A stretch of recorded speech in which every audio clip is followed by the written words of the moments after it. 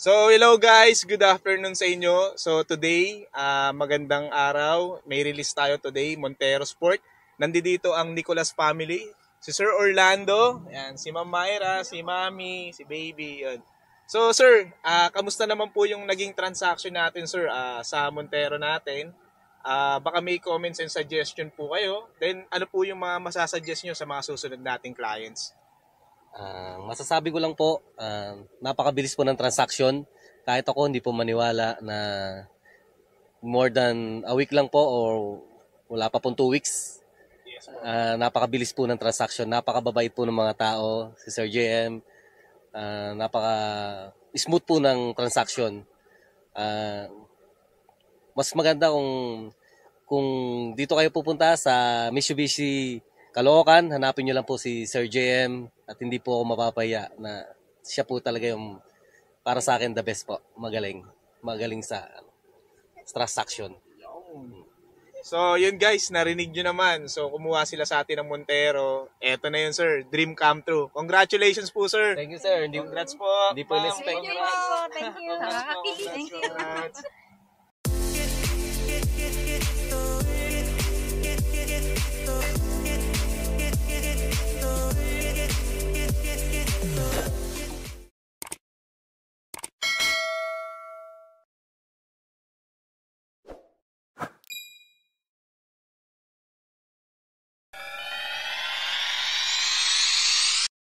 Hello guys, good morning sa inyo. This is JM Bunagan, your sales executive dito sa Union Motor Corporation Caloocan. So in this video guys, magre-release tayo ng Montero GLX manual. Yung client natin, ang Nicolas family na taga Rizal, kukuha sila ngayon ng Montero. So samahan nyo yung buong araw ko guys, magre-release tayo ng Montero ngayon.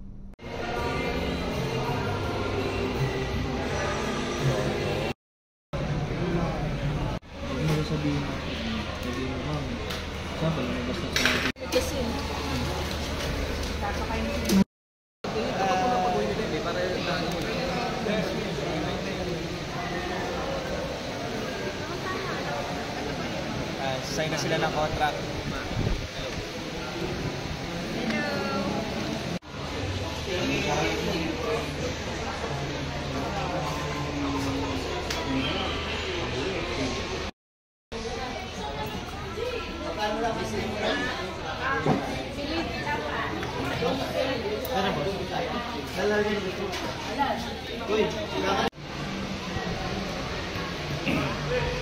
Sir! Napasok natin.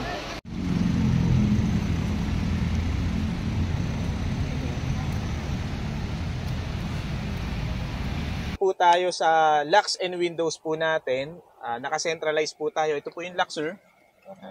Pindutin mo sir, maglalak po yan. Then unlock po yung isa. Tapos sir, yung lock po sa window natin. As of now sir, yung window wag mo muna buksan kasi basa pa yung tint. Ito sir, yung lock ha. Para hindi nila nabubuksan sa likod. Yes po, yung naka-DN. So dito sir sa steering wheel po natin sir, kung makapansin mo sir, malambot po ito. Electronic power steering po. So yung steering po natin sir is natitilt po and telescopic. So ito po siya sir. Baba mo lang po ito. Baba mo, hilahin mo sir, tulak mo. Yan. Saan ka po ba mas komportable sir? Saan ka mas komportable sir? Yan. Sige. Tapos lock mo lang sir, tulak mo lang to. Sige, matigas lang to. Then sir, sa left side po ng steering po natin, meron po tayong audio controls. Ito po yung lipat ng channel sir, sa radio or sa music. Ito po yung volume. Taas po. Tapos baba po yung volume. Okay? Sa ano sir, meron din po tayong sagot ng tawag, decline ng tawag sir pag naka-Bluetooth or naka Apple CarPlay or Android Auto yung monitor po natin. So meron din po tayong voice command sir. Mamaya turo ko po sa inyo. Then sir, sa right side po, may cruise control po tayo sir. So cruise control natin sir, pag isi-set po natin siya sir, minimum speed po is 40 km. Ito sir, magagamit mo tong cruise control pagka long drive. So ang mangyari, pipindutin mo lang tong cruise, lalabas yung cruise logo. Nasa 60 ka, kahit hindi mo tapakan yung accelerator sir, dire-diretso 60 na po. So hindi ka na magtatapak ng ano po. Pag sinet ko po siya sir, Antimano nasa speed ako. Pwedeng Or- nakahinto po. Pwede nakahinto. Katulad po nito sir, di ba, cruise. Oo. Kasi hindi naman po siya agad mag-activate po. So kailangan may minimum speed po kasi na 40 km. Pataas. Oo, Tsaka siya pataas. mag-activate. Yes po sir, tama po. So pag i-activate mo siya sir, toggle down mo lang to, mag-activate po yan. Then sir, pagka kinakapos ka ng gusto mo mas mabilis, toggle up mo lang po. Then pabawas naman po yung toggle down. Ano yun, mama, pag nag-break po ako, usa siyang Yes sir, magandang po yung question po yun. So pag automatic yun sir, automatic cancel po yun. Pag Magka-cancel pinindot nyo yung cancel or break, panibagong setup na naman. panibagong setup na naman sir, tama po. So sir, dito po tayo sa touchscreen monitor po natin. Ito po is Android Auto at saka Apple CarPlay. Compatible po siya. May cord po ba kayo para ma-testing po natin? Cord po ng charger? Ay, wala punta na. Sige po, explain ko na lang din po sa inyo yung Android Auto at saka yung Apple CarPlay. So pagka may cord po kayo, sinaksak nyo po dito, kinonect nyo po sa cellphone nyo, automatic po yun. Kung Android po kayo, magda-download po tayo ng Android Auto. So yung mga apps po na applicable po dito sa touchscreen monitor natin, magagamit po natin. Example sir, yung mga mga messages, YouTube, yung YouTube sir, sounds lang. Then sir, yung mga mga Spotify, mga music po natin sir. At saka maganda dun sir, yung Waze po. Waze or Google Maps. So pag naka-connect po siya sir, pagka mag-search ka po ng destination, ito po, i-press mo lang yung voice command natin sir. Long press mo lang siya, then may tutunog na tutututut. Yung ganun po, magsasabi ka lang po ng destination, automatic po yan, magra-route na po siya dito. So hindi ka na bibili sir yung mga cellphone holder para sa Waze. Dito na po siya. Basta kailangan may cord. Tapos kailangan i-download mo sa apps yung Automatic na yun sir. Automatic na Mag-download na po okay. yun. Kasi di ba basta may data lang po tayo. Okay sir? Nagets mo naman yung sir no? Opo. Pero kung sakali sir, pwede ka naman magtanong sa akin pagka medyo nalilito ka sir ha. Apo. Then ito po, home po natin, FM, AM, Bluetooth. Yung Bluetooth po natin, makikita nyo naman po yung password pagka kinonect nyo po yung Bluetooth. Then sagot po ng tawag, then back. Then yung settings po, kung automatic, night, tapos yung day po. Tapos sir, lagyan na natin sa auto. Ito po yung lakas ng volume. Ito po yung hina, ikutin nyo lang po. Pagpapatayin nyo po, long press lang. Pagbubuksan nyo po, long press lang din po.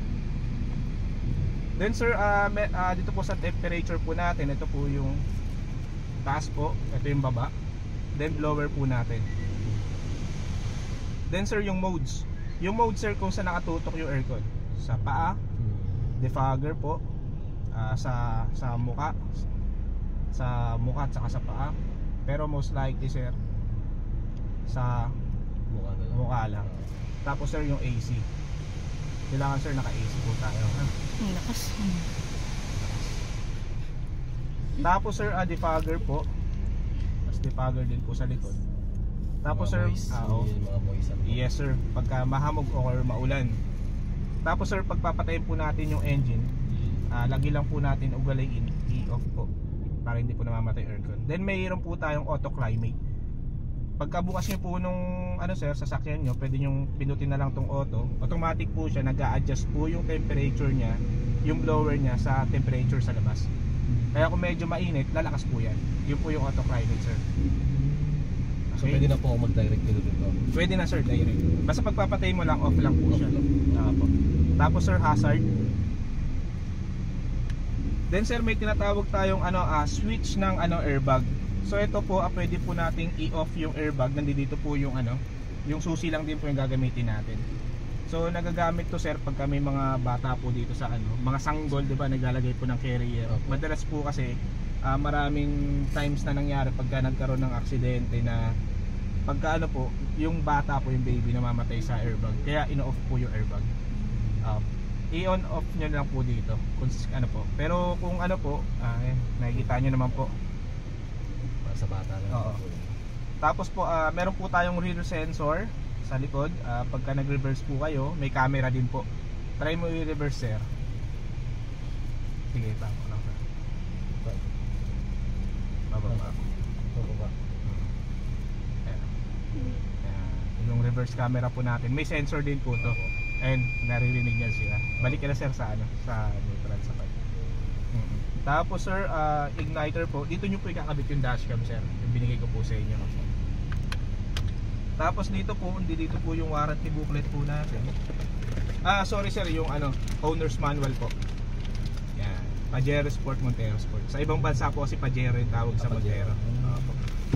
Sabi ko, Pajero po kami. Oo naman sir. Nasa ibang 2-in-1 bansa. pala, Montero, tsaka Pajero Dito ka, tayo. Montero. Yes. Tapos sir, explain ko lang din po sa inyo yung warranty booklet po natin. So, service and warranty booklet. So, ang warranty po natin sir is 100,000 or 3 years. Okay? Pero sir, since na dito ka bumili sa Union Motor, binigyan po kita sir ng extended warranty. Yan, extended warranty po para maging 5 years yung warranty mo. So sa ibang dealership po, hindi po sila nagbibigay po nito. Sa amin lang po, Speak Motor or Union Motor po. So 5 years na po yung sa atin sir, ha? Lagay ko lang po. So sir, yung mga warrantable po natin, unang-una yung engine po natin. Yung engine po natin sir, 3 years po yung warranty niya or 100,000 kilometers. Ngayon sir, pag nagpa-service po tayo sa labas, Altex, Petron, void po yung warranty ng engine. Okay? Yes po. Then sir, meron po tayong sir. First warranty po first PMS po natin sir is first 1,000. First 1,000. So pag naka 1,000 ka na po sir, pwede mo po siyang dalhin pinakamalapit na Mitsubishi po sa inyo. Pwede po kayo magpa-service. Ito lang po i-present po natin. Mga change oil gano'n. Yes sir. Automatic change oil po yan. Yes po, automatic change oil. So first 1,000 po, free po yung labor natin. Then yung babayaran nyo lang po doon yung mga consumables, mga langis, mga brake pads kung sakali. Yun po. Pero yung labor free po yun. Bali sir, sa other dealer hanggang 5,000 po yung free labor. Pero sir, since na dito ka din po bumili sa Union Motor, bibigyan po kita nito. Meron po tayong tinatawag na PMS Plus. Actually, yung dealer lang po natin nagbibigay po nito. So PMS Plus sir, 'di ba yung sinabi ko po kanina hanggang 5,000 lang, pero dito sa atin sir, 20,000 kilometer. So hanggang 20,000 kilometer or 2 years yung free labor mo. So malaking bagay din yun sir. So ito sir, tago lang po natin to. Then sir, balik po tayo sa warranty sir. So yung warranty natin sir, sumunod po nun sa electrical. So if ever na mag-cut po tayo ng wire sir, kunyari ito po, nagpalit po tayo ng busina, nag-cut po tayo ng wire, ma-void po yung warranty ng wiring. Yung warranty po nun is 1 year. Then sir, yung mga mga accessories po natin sir, tulad po nito, touchscreen monitor po natin, 3 years din po ito. Okay sir. Then po, yun sir, baka may question ka regarding sa mga warranty. Warranty lang ito sa mga change oil. Yes sir. Then po, proceed po tayo sir sa mga binigay ko po na yung package po natin. So sir, andito po yung dokumento po natin. Yan po sir, naka-name po sa inyo. Nicolas Orlando, then yung address po natin. Then yung unit description po. 2024 Mitsubishi Montero Sport. Ito po yung kulay, serial number, engine number sir. As of now sir, habang wala pa yung ORCR natin, ito lang po i-present po natin. Okay? Sa checkpoint halimbawa, yan po. Yes sir. Dito rin lang. Then po yung ORCR po natin, darating po siya 2 weeks to 4 weeks. Bali direct po yun, i-email po yun sa inyo sa kay email ni Ma'am Myra. Dito rin po po. Hindi po, email na lang po yun. Tapos po ipiprint na lang po natin yun. Kasi yung original po nun, after natin full payment po sa sasakyan, saka lang po natin makukuha sa head office po ni China Bank. Okay? Then po, kasama din po sa freebies po natin, yung 1-year insurance po natin. Yun po with acts of God po yun. If ever na magkaroon tayo ng accident sa daan, magagamit nyo po yung sa sasakyan, saka po sa third party na mababangga nyo po, wag naman po sana. Bali, yun sir, kailangan po yearly nire-renew po yun. So hindi po kasi papayag si bangko na hindi nyo po ma-renew yun. Kasi 70% nung amount nito sir is nakautang pa kay bangko. So ayun sir, medyo mahaba-haba pa yung magiging natin sir, transaction natin sir. Hindi lang po yung magtatapos po yun sa sales. Okay? Then po kasama po dun sir yung 3 years warranty po, 3 years LTO po natin, yung registration po. 3 taon po yun. Then po yung TPL po natin na 3 years din po. So yung TPL natin sir, insurance din po yun. Yun naman po yung magko-cover pag naabangga po kayo ng tao. Huwag naman din po sana. Sir, paano po, alimbawa, di ba yearly din po sa ano? Saan po? Sa LTO, yung bawa, papa-register, gano'n. Ayun sir, gaya nga po nung ano po papakita ko? Ito lang po? Ito lang sir yung ano. Pero ano sir, after 3 years pa po yung sa atin. Ay, sa atin, Oo, after 3 kasi, years pa. oo, then pagtapos po nung 3 years, yearly na po yun. Nasanay kayo sir sa ano, Oo nga sa po kasi second hand lagi. Pero ito sir, since na bago po ito, kasama po yun sir, 3 years po yun. So, after 3 years pa, ano pa? 2020 po, 25, Medyo matagal pa yun, 27 pa. Oo, 2027 pa. Then ano yun sir, yung susundin natin sir, yung plaka natin. Ay, Pag plaka. nagkaroon na tayo ng plaka. Kung anong months po yung renewal natin. Yung plaka sir, sabay-sabay nalalabas. Ngayon sir, hindi ko masabi sir yung plaka eh. Pero mauna po yung kaysa doon sa original copy ng Hindi sir, ORCR. ORCR muna sir. ORCR mo. Oo, yung plaka sir ngayon as of now talaga sir. Yung mga nabigay kong plaka anong last year pa sir eh. Yung mga dumating ngayon, yung mga release ko ngayon wala pa. Mag-inform naman po kayo yan. Ay, oo, Kung sir. nandyan na po yun. Oo, sabihin ko po sa inyo yun. Huwag kayo mag-alala. So, yun lang naman sir yung kabuuan ng ano sa Montero. Turo ko lang po sa inyo yung folding ng upuan, yung engine po natin, saka po yung sa likod. Oo. Sir, baka may question ka pa dito sir sa unit po natin. Okay na po sir. Masyadong malamig po yung ano eh. Yung aircon eh. Nanginginig na yung pangako po eh. Ito sir, inahan natin. Sabi ko.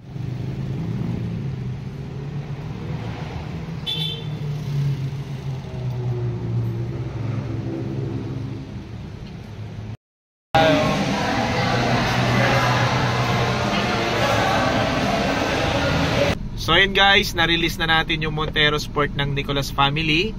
Once again, congratulations po sa inyo. Nice meeting you po Sir Orlando and Ma'am Myra. Ingat po kayo sa pag-drive ng brand new Montero Sport nyo. At kung bago ka lang sa YouTube channel ko, huwag mong kakalimutan mag-like, subscribe, at saka hit mo na yung notification bell para updated kayo sa mga promos natin sa Mitsubishi. So hanggang dito na lang guys yung video natin. Maraming salamat sa panonood. Ingat kayo palagi. Susunod na video, kita-kits tayo.